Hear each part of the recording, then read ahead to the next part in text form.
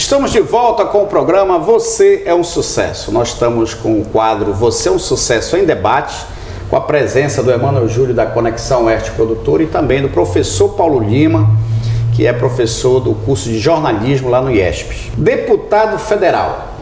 Nós tivemos aí um fenômeno de votos chamado Delegado Éder Mauro, 265 mil votos, o homem que puxou o Chapadinho.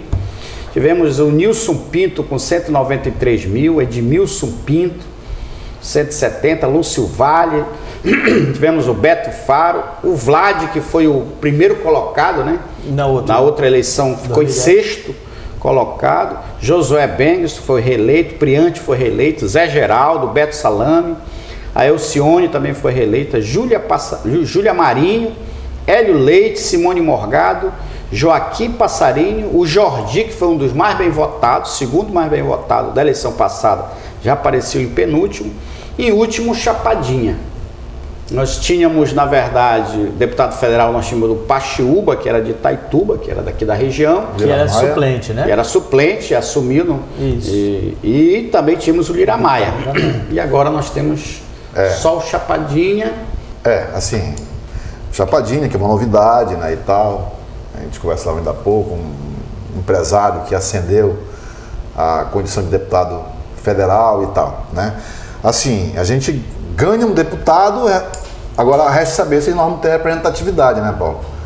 É uma experiência nova para ele tem deixado claro isso nas suas entrevistas, que é uma experiência nova, até em quanto tempo ele vai adquirir essa bagagem para nos representar, se você for comparar com os outros que nos representaram poucos anos atrás, a gente podia contar, Hoje, a grande questão do Oeste do Pará, com quem nós podemos contar? Nós vamos esperar que essa resposta te tenha o mais rápido possível, Porque, só para você ter uma ideia, tem uma situação de trabalho chamado SICONV, que é o sistema de convênios, Você se qualifica para o programa, você recebe o treinamento, você passa a lidar com novas situações de captação de recursos, mas lá tem uma condição, que você tem que ter uma pessoa em Brasília que vai dar a guarida, não é isso, Paulo?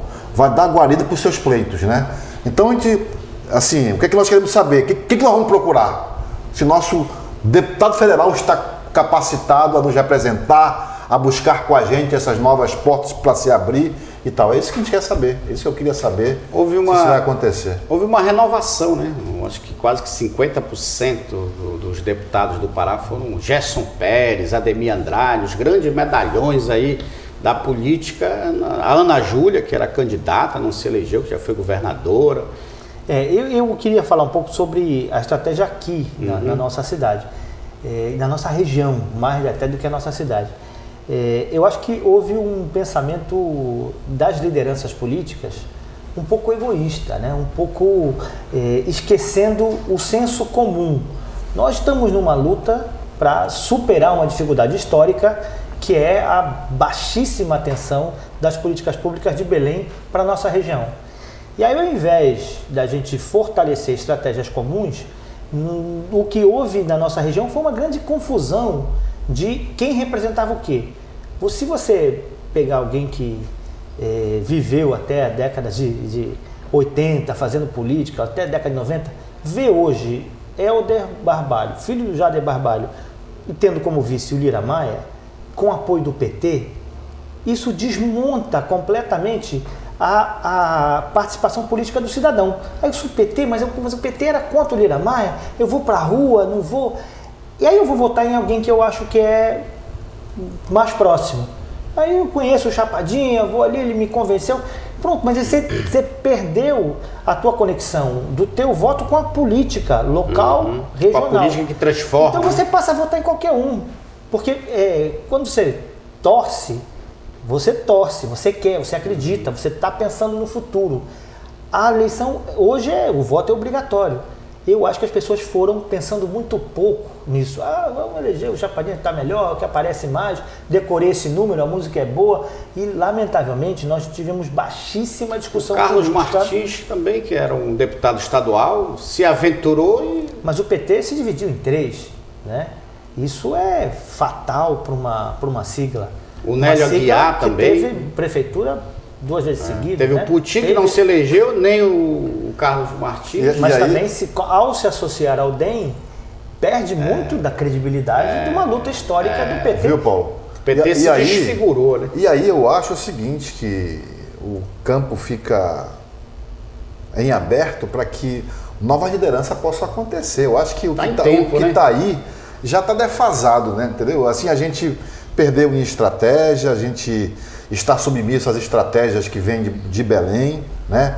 Os nossos agentes políticos estão acostumados a dar guarida a candidatos de fora da região, né?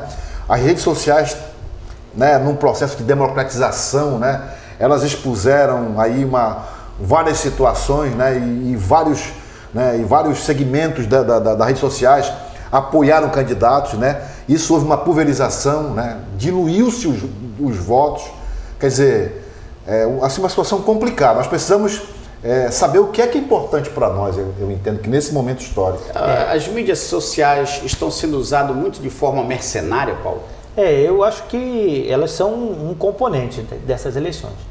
Muita gente se informou, especialmente a juventude, com a participação dos candidatos nas redes sociais. Quando a gente fala mídia social, está falando de Facebook, Aqui Twitter, na região, basicamente Facebook, WhatsApp, né? blogs. WhatsApp, os blogs.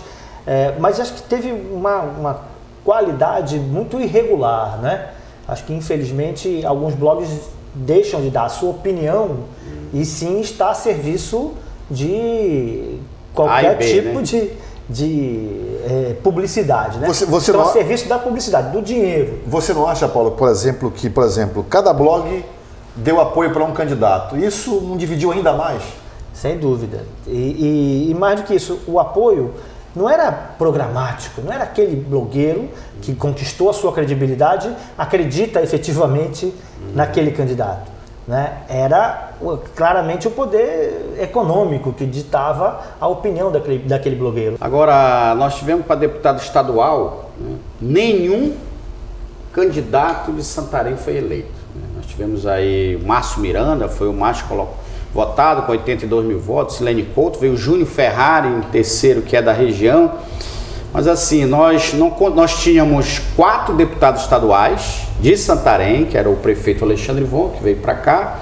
Nós tínhamos o Antônio Rocha, tínhamos o Carlos Martins e tínhamos o Nélio Aguiar.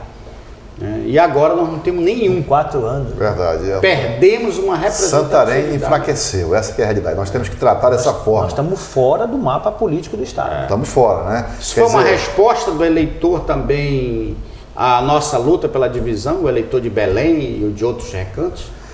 Assim, por exemplo, o oeste do Pará está representado, né? Tem o Júnior Ferrari Tem lá o Ayrton Faleiro. de Oriximiná, tem o Ayrton Ayrton Faleiro Faleiro, O Hilton Aguiar. Mas a bancada do Hilton Oeste Aguiar, diminuiu mais de 50%. Com certeza. E Santarém está, nesse momento, sem representatividade. Nós não temos quem procurar. Né? Isso mostra que nós estamos fracos. Nós temos que nos redefinir, nós temos que nos reciclar. Exatamente. Até quem não está na política tem que pensar em política, porque nós corremos o risco, Paulo, de ser atropelados, sermos vítimas de oportunistas que já chegaram, que já estão aqui. Existe muito oportunista aqui tentando espaço na política e isso é um atraso para nós. Tinha muito candidato?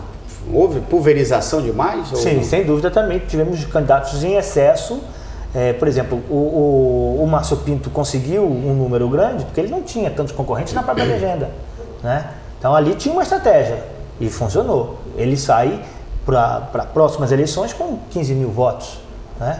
Provavelmente sai candidato a vereador e se sai candidato falar em vereador, dos vereadores que se candidataram a estadual, nenhum varou. Alguns ganharam um pouco mais do que a sua eleição para vereador, ou seja, andaram um pouquinho, né? Então, como estratégia funcionou mal. Agora, é possível que a população também tenha lido que o nem terminou o seu primeiro mandato, já quer ir embora para Belém, né?